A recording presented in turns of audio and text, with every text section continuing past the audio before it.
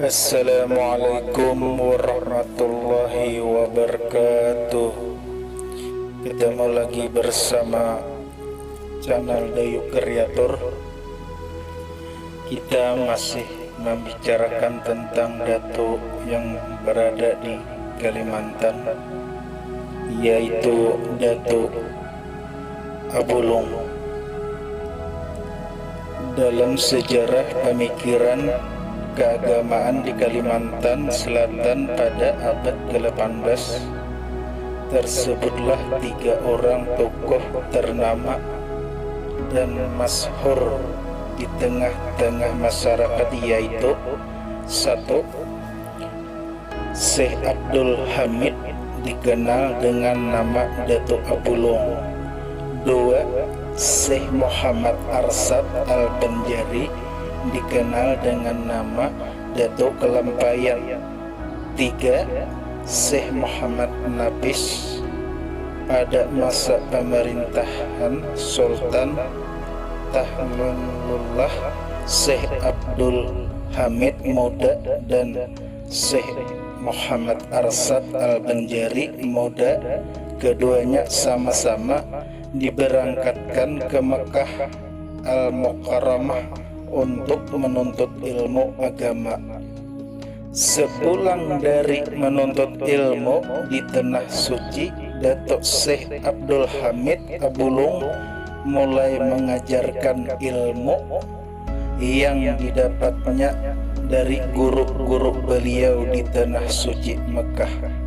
Dan di antara ilmu-ilmu yang diajarkannya oleh beliau adalah ilmu tasawuf.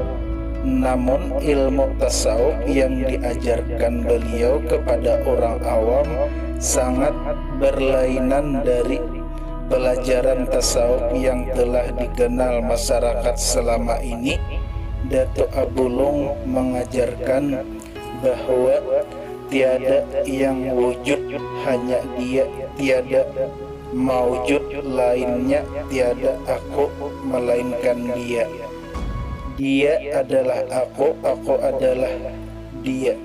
Dalam pelajaran Syekh Abdul Hamid Abulung juga diajarkan bahwa syariat yang diajarkan selama ini adalah kulit,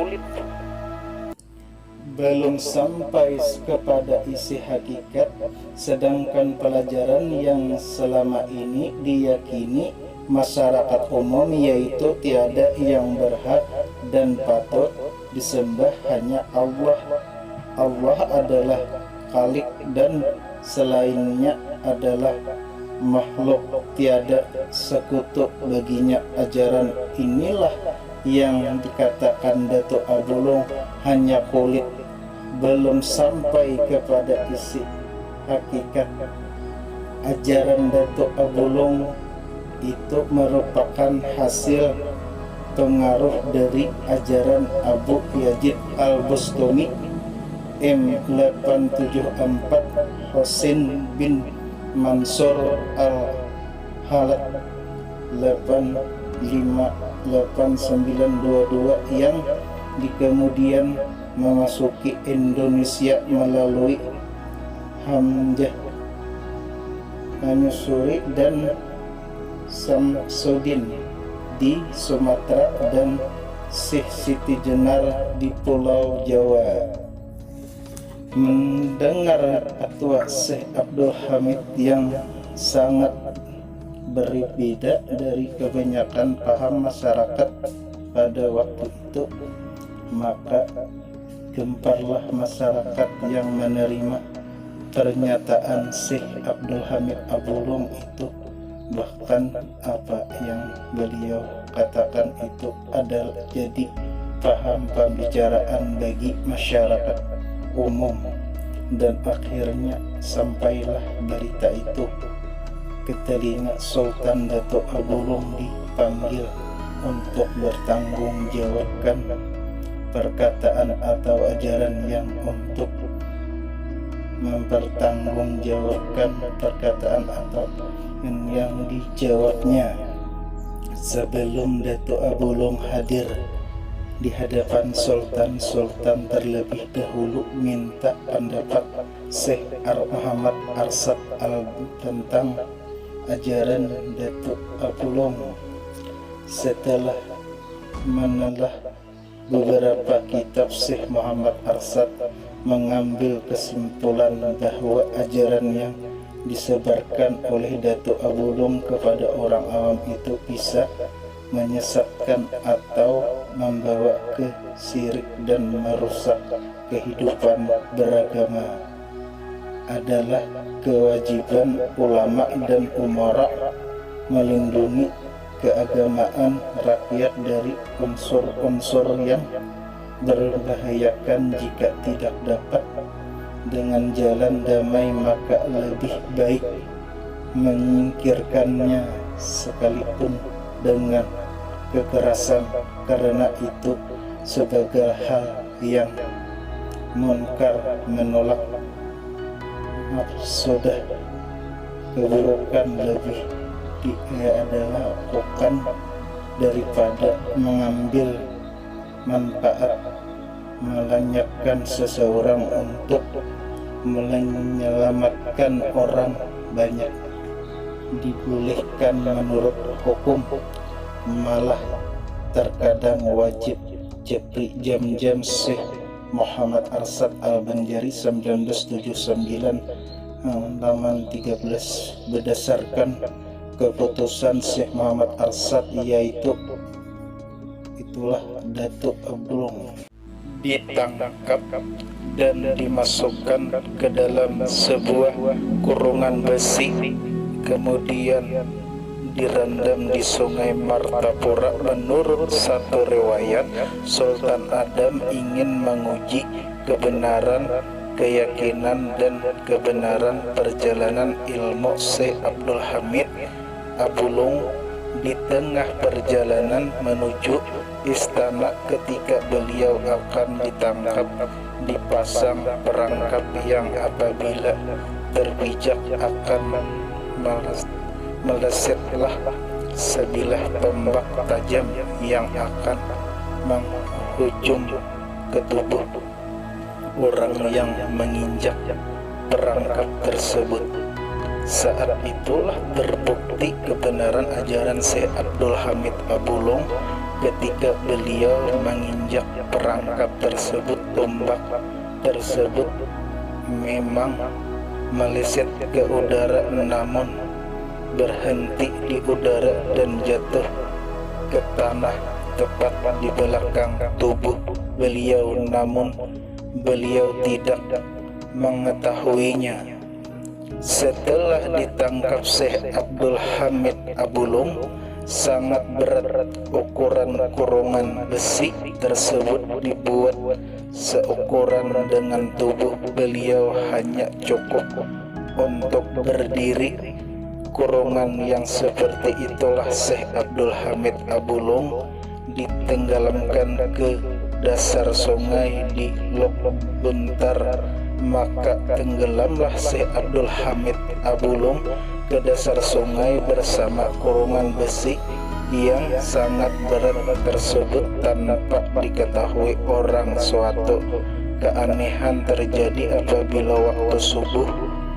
Setelah tiba, kurungan besi yang sangat berat itu muncul di permukaan air sungai, dan Syekh Abdul Hamid Abulong melaksanakan keperluan sholat subuh di atas air dan keluar dari kurungan besi. Setelah selesai melakukan ibadahnya, masuk kembali ke dalam kurungan besi itu, dan kurungan besi yang berat itu kembali tenggelam perlahan ke dasar sungai.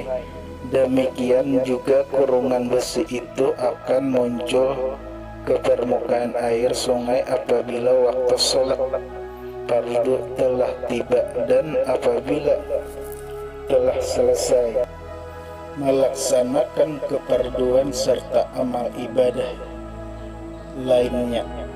Kurungan besi itu kembali tenggelam ke dasar sungai pada suatu malam hari menjelang waktu subuh.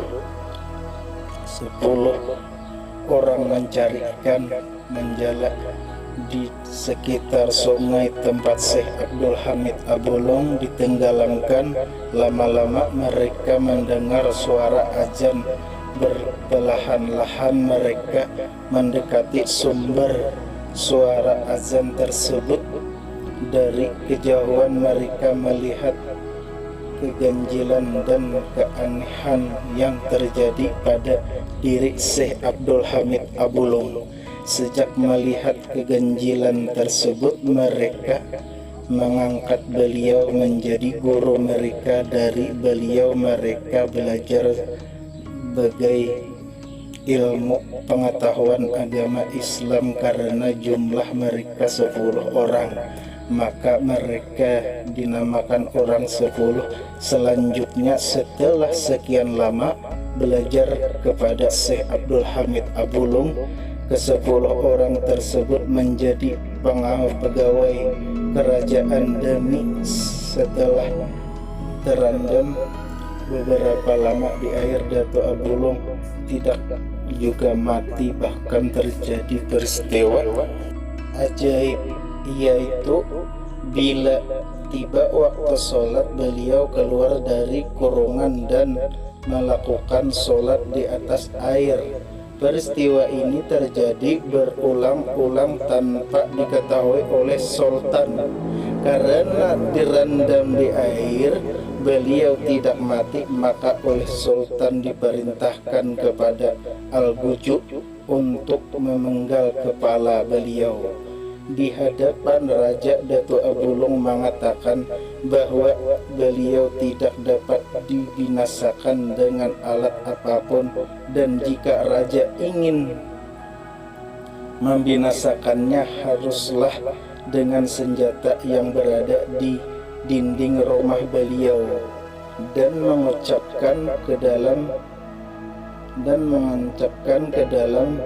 daerah lingkaran yang beliau tunjukkan, yaitu di balikat beliau. Setelah Datuk Abulung sholat 2 rakaat, senjata tersebut ditusukkan di tempat yang sudah beliau tunjukkan, maka mencairlah darah segar dari situ. Namun yang sangat aneh dan mengagumkan adalah bahwa dari sececeran darah segar Datuk Abulung tertulis kalimat La ilaha illallah Muhammadur Rasulullah inna lillahi wa inna lillahi raji'un. Suasana jadi hening. Hadiran bungkam menyaksikan suasana kepergian Datuk Abulung ke alam sejati. Nah, demikian, mungkin ini saja yang dapat ulun sampaikan, yaitu kisah biografi tentang Datuk Abulung. Assalamualaikum warahmatullahi wabarakatuh.